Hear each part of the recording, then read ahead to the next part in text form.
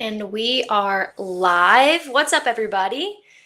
Third day in a row that I am going live. I'm not going to break the habit. 10 a.m.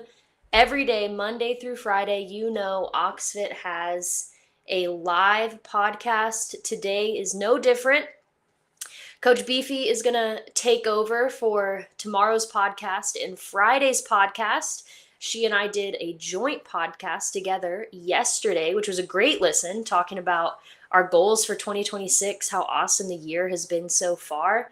So if you have some goals this year, you don't really know what you should train for, take a listen to yesterday's live podcast episode on YouTube. It'll be a good listen, give you a good idea of what we've got going on, what opportunities you have. But yeah, today is Wednesday, and we are going to be doing a little Wednesday wisdom episode for our podcast today. And I was inspired by today's workout and the little reel that Oxfit just posted to our Instagram, which was perfect for today. It is all about grip strength. And I know we talk about it all the time in the gym. And we might say, oh, that was a grippy workout, or my grip is shot. And it just got me thinking about why training the way we do is so important, and developing good grip strength really matters. Who's listening? Keith. I didn't even post about it. He just knows that we're live right now. What's up, Keith? So yeah, we're going to get into grip strength. I'm going to give you guys a bunch of different reasons about why I think it matters, and why it is more than just, a farmer's carry, which I think is what most of us first think of when we think about grip strength. But at its core, grip strength is exactly what it sounds like. It's how strong your hands and forearms are when it comes to hanging on to stuff. Squeezing things, supporting weight, anything you use your hands for requires grip strength. And that can look a lot of different ways. Like I said, a lot of us just immediately jump to farmer's carry because I think that is the hardest, very in your face exercise. Like, can you keep these dumbbells in your hands while you're walking, 100 meters or going back and forth in the gym? But grip strength is developed when we cycle barbells, when we hang from the rig, when we pull on the rower or the ski erg, and so much more. So many things that we do in the gym require a really solid foundation of grip strength. And it's not just about performance. And that's kind of, the reason behind this episode is I wanted to dive into how it's actually used in research as a predictor of our overall health. Studies have shown that people with stronger grip strength tend to live longer, they have lower risk of heart disease, and they maintain better mobility as they age. And a simple test, how hard can you squeeze, can correlate with how healthy you are overall.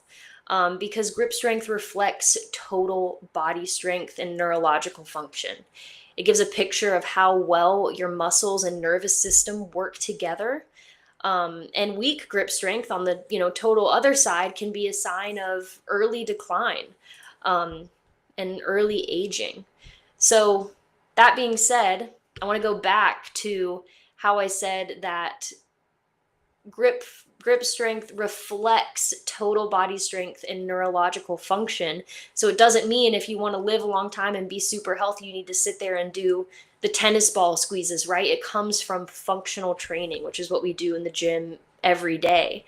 And functional correlates to everyday life. That's why, we push and we pull and we pick heavy things up and move them across the gym, because we want to be able to carry our groceries, to open up a jar without having to ask for help, hang on to something as light as our phone. That can be a struggle for people as they age. Picking up your kids, moving furniture, just the normal life stuff that you don't realize how nice it is to be able to do it for yourself until you can't anymore. And, as you age, these simple tasks can become challenging if your grip weakens. And one of the biggest reasons why people lose independence is because they're losing strength as they age. So having good grip strength and just being that functional body is one that keeps life running, smoothly. Now, on the other hand, if you are a person that wants to be super active, that wants to lift weights and do all the things, but your grip strength is weak, that could be something that holds you back. All right. We develop that grip strength because we want you to be able to keep adding weight to the bar and still be able to pick it up. A deadlift works your glutes and your hamstrings, these huge, strong muscles, but you have to have the strength in your grip to be able to hang on to that bar so that you can deadlift it. And so if your grip can't keep up with the rest of your body, then you're going to be leaving, gains and kind of fitness, advancements on the table. We want you to be able to do 10 pull-ups and then 20 and then 30, and your grip not be the reason that you can't do those big sets. Same thing with our heavy deadlifts, our hang cleans, going up in weight on farmer's carry. If you've been carrying 25-pound dumbbells for 2 years, it's time to go up to those 35s because your grip can handle it. So better grip really does mean better results. And it can also help with injury prevention and just joint health. So strong hands and forearms will stabilize wrists and elbows. When your grip is weak, everything up the chain is going to have to compensate. And we talk about that a lot in the gym. If you have hip pain or knee pain, ankle pain, usually the problem isn't where the pain is located. It's somewhere above or below in a different part of your body that's weak, causing something to overcompensate. So if you have a really weak grip, it can lead to tennis elbow. It can lead to tendon irritation, wrist pain. Building grip strength strengthens those muscles and connective tissues around the joints, making them more resilient. Now, we've talked a lot about, why it's good for our muscles and our performance, but it really is also neurological.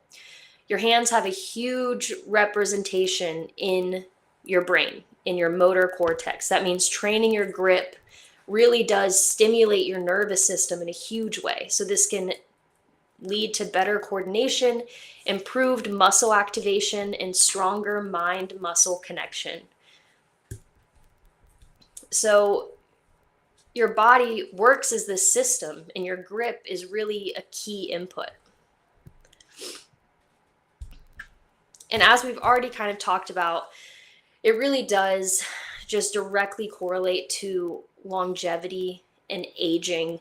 And that is the whole goal of why we do what we do. We train functional movements because we want you to be fitter. We want you to be stronger. Yes, this year, I want you guys to run a triathlon, to do a high rocks, to do a CrossFit competition. But 10 years down the road, I want you to still be able to walk into a gym and load a barbell and deadlift. I want you to be able to move the furniture in your house, to do the monkey bars with your kids and not be able to drop down because you just can't hang on. So if you're watching this or you're wondering like, oh, I need to do better grip strength. What do I have to do? What do I have to do? Get in the gym. That's all you have to do. The workouts are written for you. That's why we pull, we hang, we carry. We're training grip strength without you even realizing it half the time. And honestly, today's workout is a perfect example of grip strength. And I know you guys might feel it because we are working for 20 minutes. We've got 400 meters. Some of us might be on the row or the ski, straight into 24 kettlebell swings, straight into 12 pull-ups. Today is a grippy workout, and I know your forearms are going to feel it by the end. And there's a reason why we don't do back-to-back grippy movements all the time, because we don't want to overtrain. But every once in a while, it is a really cool test to put yourself through to see if you can hang on to the bar, the kettlebell, the rower, whatever it is. So if you do today's workout, I want to challenge you guys to go straight from that 400-meter row. Try to knock out all 24 of those kettlebell swings without setting it down, and then immediately walk over to the rig, jump up, and knock out your 12 pull-ups or 12 ring rows all in a row. See if your grip can last for an entire round. Then you're going to get 90 seconds of rest, and you can start again. But today's a great test, and that's really what made me want to chat a little bit about grip strength, what it is, why we train it, and also how we probably train it even when you don't think we are, because so many of these movements can improve how strong our grip is and how much endurance we have in such a small part of our body. So I hope you guys have a great day. I hope you have a great grippy workout. Hope you surprise yourself with how much endurance you have, how you can hang on for 20 minutes. It's spring break week. It's technically not even week 1 of our 8-week training cycle. Next week is our official week 1. So we have a lot of work to do, a lot of opportunities to improve, to get better at our grip strength, to be able to pull more weight, hang from the bar longer, do more pull-ups, all of these awesome skills that we're going to keep working towards. So can't wait to keep working with y'all. I can't wait to keep watching you crush these workouts. And yeah, hope you guys have an awesome Wednesday. Hope you have a great rest of your week, and I'll see you in the gym.